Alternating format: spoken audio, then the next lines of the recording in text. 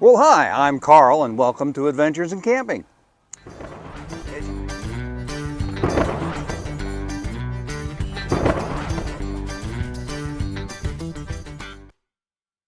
I'm going to proceed into doing some camp cooking, like using Dutch ovens and cast iron skillets and stuff like that.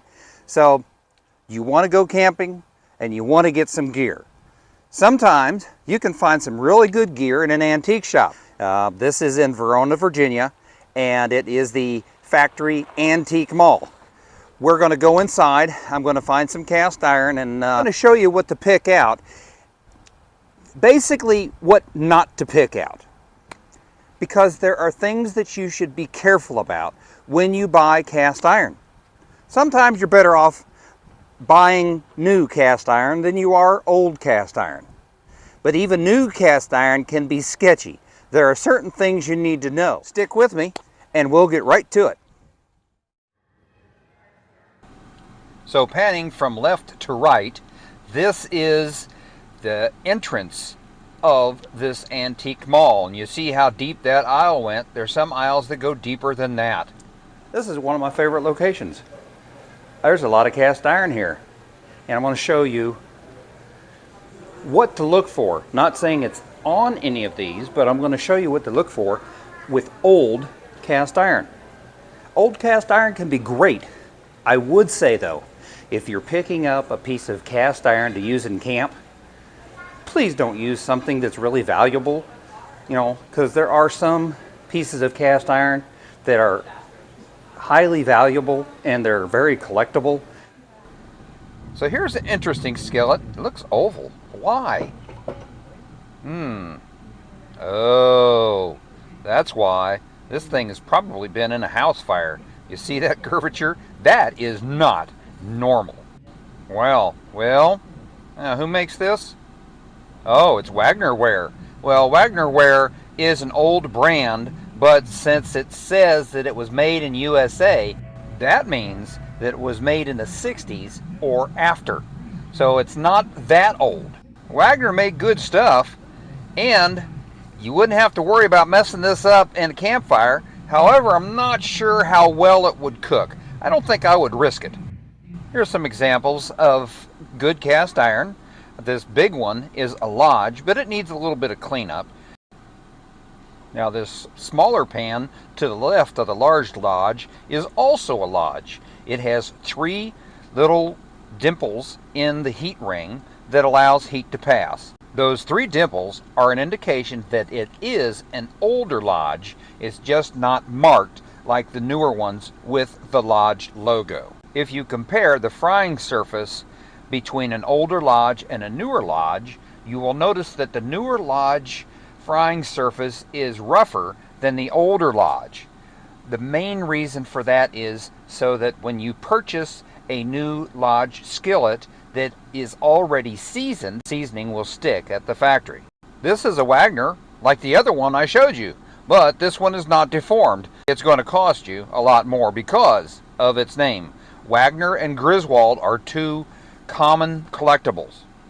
Now we're back closer to home. This is in one of the shops at Stagecoach Antique and Flea Market.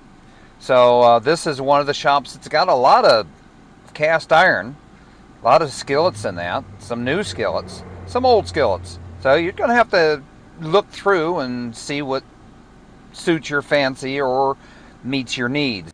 Stagecoach is located in Gloucester, Virginia. Now they have several of these little gems. These are cold handle skillets. They were made 100 years ago. In fact, they were made as a competition to the cast iron. They were cheaper, so people who couldn't afford a cast iron skillet could buy one of these. Yes, it needs some love. The other thing is once it's been cleaned, it needs to be seasoned similarly to cast iron. To be honest, I prefer these over the modern folding skillets for camp. In another video, I'll show you how to clean these and season them, as well as cast iron. Almost every antique shop that you visit, you're going to find a plenitude of skillets. If you learn how to take care of one of these, it will outlast you not like the things they sell today. These two skillets are mine and they live on my stove. They're the original non-stick cookware. They last a lifetime, unlike the stuff that you can buy at the store that says it's non-stick. Cast iron does require proper handling, and a little care will help these things last a lifetime, and I'll discuss that in another video. This time, we're just talking about what to look for so you don't get a hold of a hot mess. Now let me show you what happens when it's not properly done. Now here is, let's put this to the side. See this skillet here? See, I can tap this on the side and it doesn't go anywhere. Okay? Watch what happens with this one here. This one here has been abused by people who don't know what they're doing. Okay? Now that, on a glass top, that spins like a top. It's called a spinner.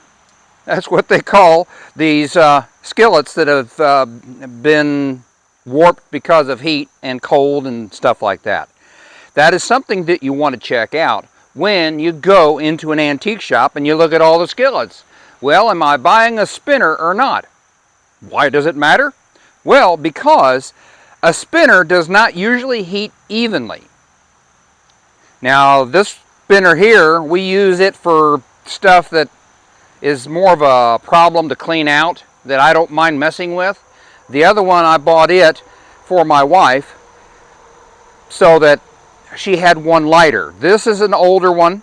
I don't know what brand it is, to be honest. It is a little thicker. If you look at this one is half the weight. It's much thinner. The walls are much thinner than this one.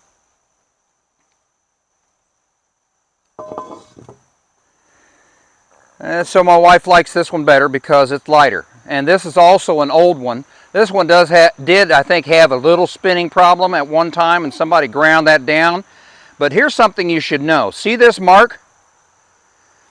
This is where they snapped it out of the mold.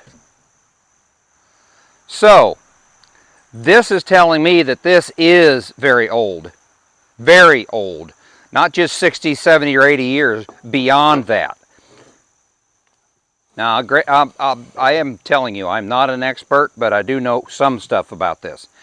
Anyway, so, these are examples. When you look for a skillet in an antique shop, you want to put that skillet down on a flat surface and give it the spin test. If it spins like that one just did, you need to think about another skillet.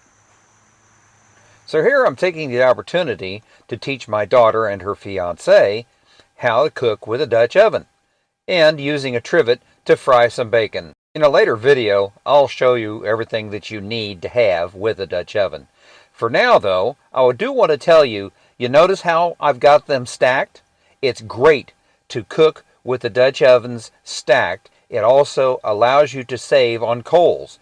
You can get more stuff cooked quicker by stacking them on top of one another.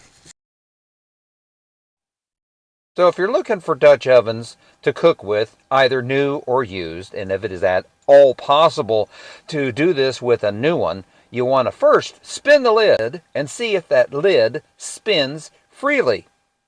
Then you're going to want to check underneath it. You're going to look for any gulbs, where there's a buildup of material that shouldn't be, or there's any little holes in the casting.